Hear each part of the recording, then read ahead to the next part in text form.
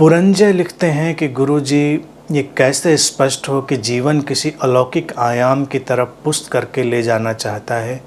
क्यों जीवन के साथ इतने समय साथ चलने पर भी ये स्पष्ट नहीं हो पा रहा है।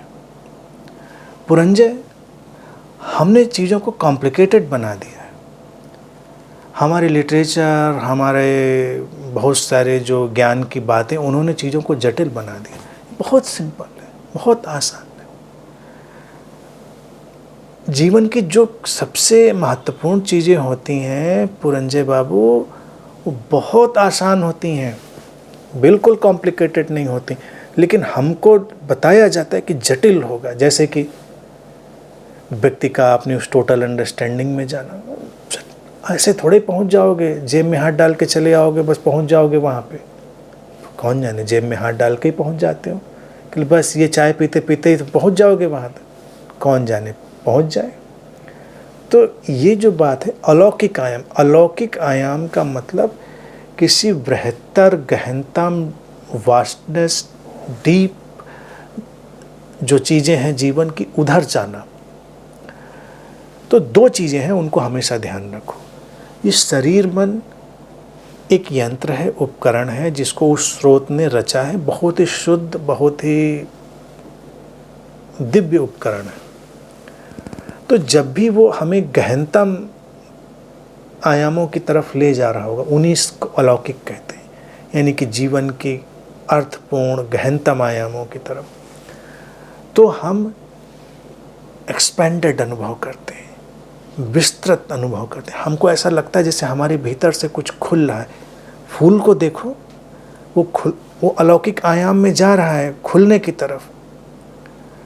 तो क्या होता है, वो खुलता है। फूल का खिलना पहले उसका खुलना है। इसीलिए कमल का प्रतीक अक्सर बड़ा उपयोग होता है कि कमल सुबह सूरज की किरणों के साथ खुलता और खिलता है, और शाम को जब सूरज ढलता है, किरणें विदा हो जाती हैं, तो वो फिर सिकुड़कर बंद हो जाता है, पंखुड़ियाँ बंद हो जाती हैं। तो जीवन में जब श्रिंक होने की, बंद होने की अनुभूति होती, तो इसका मतलब हम किसी सीमित, लिमिटेड डोमेन की तरफ खींचे जा रहे हैं। हम जब भी अपने शरीर और मन दोनों आयामों में सिकुड़ता हुआ अनुभव करें, तो इसका मतलब ये किसी न किसी रूप में बंद होने का संकेत है। हम जीवन के सीमित आयाम में खींचे जा रहे हैं। और जब हमारे भीतर कुछ एक्सपैंड होता हुआ, खुलता हुआ लगे, तो हम जीवन के असीमित आयाम की तरफ खींचे जा रहे होंगे। जीवन का आमंत्रण वैसा होगा। खिलने और खुलने में एक एक्सटेसी भी है। हम लोग इतने कंडीशनड हो गए हैं अपनी भाग दौड़ में कि उस एक्सटेसी को अनुभव भी नहीं करते। वो जो आनंद, वो जॉय है, जो एक अजीब सी हैप्पीनेस है।